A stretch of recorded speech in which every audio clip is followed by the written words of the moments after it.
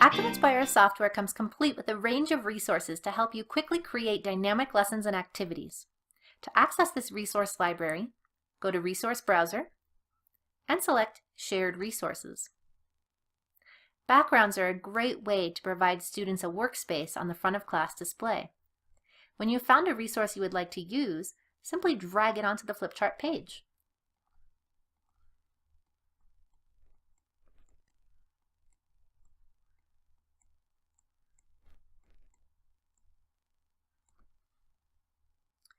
Grids are a quick and easy way to help enhance math lessons. Again, just drag that selected resource onto the flip chart page.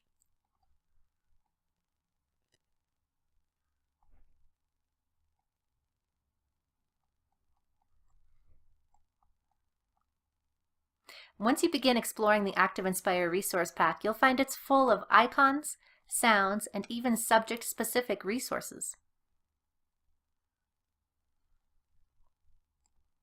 For help or for more information regarding ActivInspire's shared resources, please visit support.PrometheanWorld.com and search for Resource Pack.